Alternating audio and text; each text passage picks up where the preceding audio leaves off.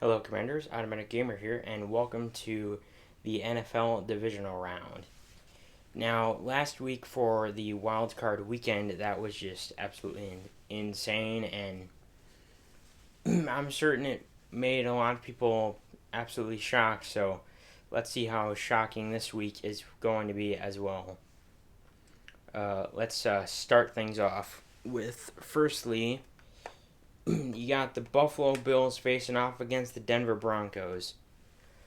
Um, So for this game, who knows? You got a really good high-powered defense and a really good high-powered. Well, both offenses are good for the Broncos and the Bills, but the issue is, Bo Nix, he can be good, but sometimes both offenses are inconsistent. The issue is with the Broncos. Bo Nix, he can be good, but he can throw some incompletions here and there, which is not great for him. But he does have weapons on his offense like Cortland Sutton, which is good. And they do have a good ground game going on, and same with the Buffalo Bills. They have a good ground game, but the issue is going to be some of their wide receivers. But yes, you can get things going on the ground if you're the Buffalo Bills and your name is James Cook.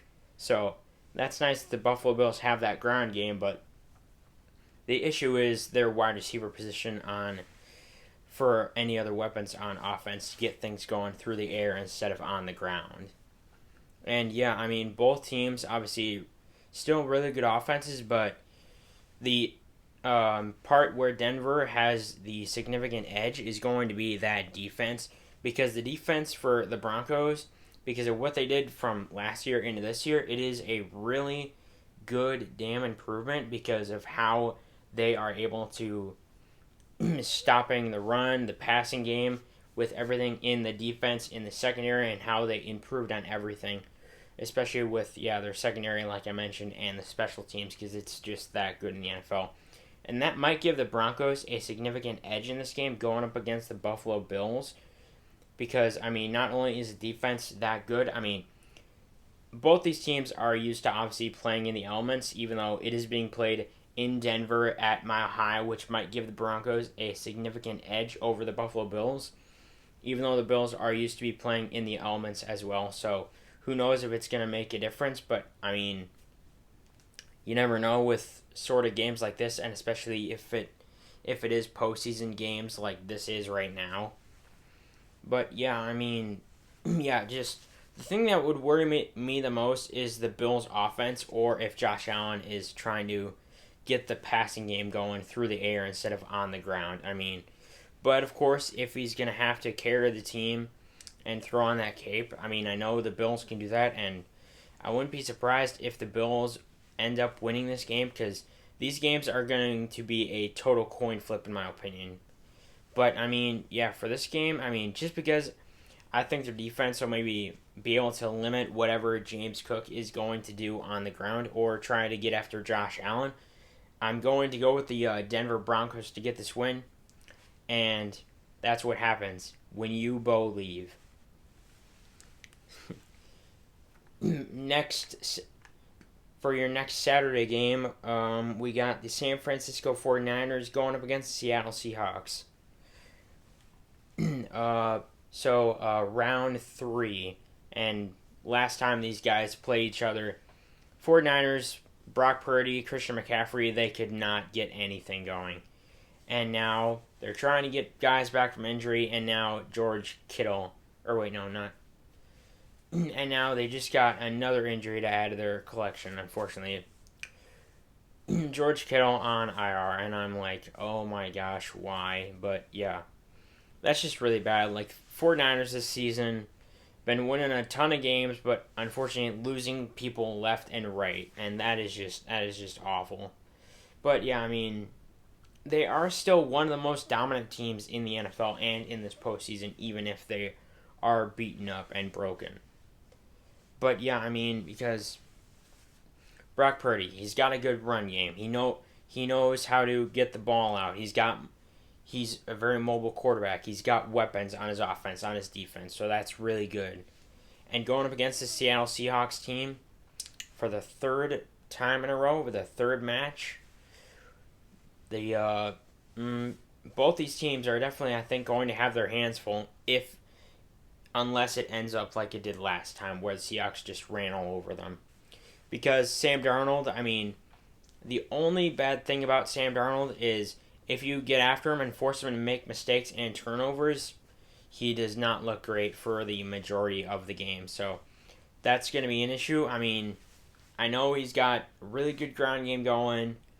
He's got a good offense, especially with JSN. You can throw it to him, one of the top receivers in the NFL. And I mean, yeah, because, and of course, you have a high powered defense with the Seattle Seahawks, who have a already good secondary, but same with the 49ers. Good defense, good offense, but both teams, good defense, good offense. So it's kind of cancels itself out, but again, like I mentioned earlier, with all these games, it's going to be a total coin flip. But yeah, I mean, all these games are going to be very interesting to predict because of how all the teams are going to approach all these situations and operate with everyone that they have on their team and how they are going to mobilize. But I mean, this is going to be really hard to predict. I don't know where this is being played. I mean,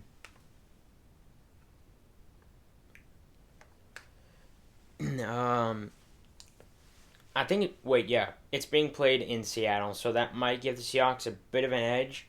But yeah, I mean, for this game, yeah, I don't know. I mean, it could be either the 49ers or the Seahawks, and also, yeah, I mean, but I mean, for this game, and this might be a little controversial, but I don't know. I mean, I'm going to go with the Seattle Seahawks to get this win. Just because if Sam Darnold is able to air that ball out either through the air or on the ground, they can get a lot of things going for the Seattle Seahawks. Because the last time these guys played against the 49ers, that's exactly what happened. But the only concern is if they're going to get after Sam Darnold. That's my only concern, because then you'll be able to get at him, and then he can potentially make a few mistakes, which will help out the 49ers. But yeah, for this game, Seahawks, you get a win. You get another win. Getting closer to the NFC Championship game. And closer to Santa Clara for the Super Bowl. Next on, with your Saturday games over, next for your Sunday games, you got the Houston Texans facing off against New England Patriots. Now, these games switched. This one is at 2 o'clock originally. They must have changed the times because I didn't know they changed the times until I looked at the schedule like a couple days ago. But yeah, first one is at 2 o'clock instead of 3 o'clock on Sunday. Texans Patriots. I mean, I think I know how this is going to go. I mean, I think it is being played at Gillette. I think so. I could be wrong for the Patriots, so that might give them a little bit of an edge. But here's the issue I have. Both teams, offense, it's definitely hit and miss on both teams.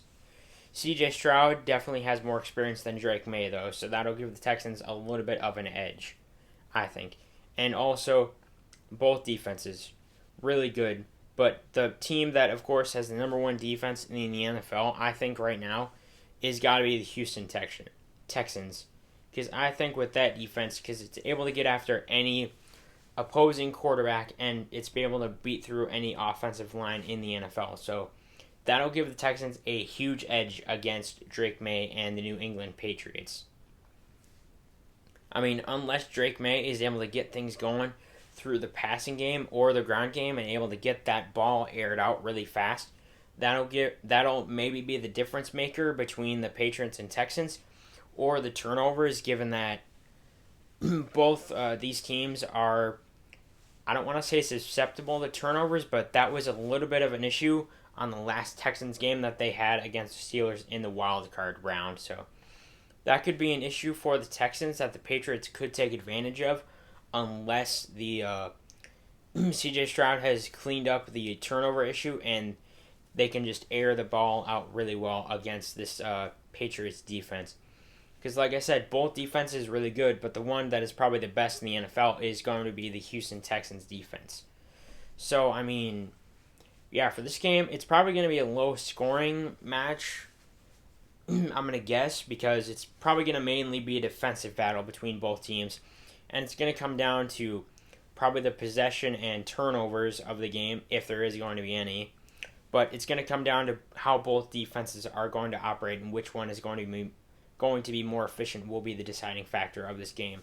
I mean, because I think this game could be really, really good and probably maybe one of the best games of this weekend. So, yeah, I mean, yeah, but just because I think their defense is definitely top tier, the best in the NFL, I'm going to go with the Houston Texans to get this win.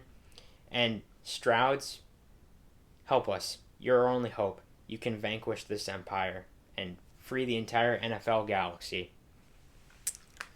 Next at 5:30 on Sunday, you got the LA Rams facing off against Chicago Bears. The Rams, I mean, last week had a really close, probably nail-biter game against the Carolina Panthers, and, well, I mean, you still got MVP Matthew Stafford, you still got Devontae Adams, you still got Puka Nacua, so that's really good. And going up against this Bears squad with Caleb Williams, DJ Moore, and Roma Dunze, I mean, I don't want to say Three Amigos versus Three Amigos, but that would honestly be really entertaining to watch. But yeah, both these teams, high-powered offense, high-powered defense, really good secondary. So, again, a lot of these games, total coin flip in my opinion. But yeah, I mean, I think this game is being played at Soldier Field in Chicago in the cold. Yeah, it is. So that might give the Bears a little bit of an edge if that's able to hinder Matthew Stafford in the cold, in the elements outside. So that might give the Bears a little bit of an edge, but I do think, Caleb Williams, obviously he's still a really good quarterback. Ben Johnson's still one hell of a coach.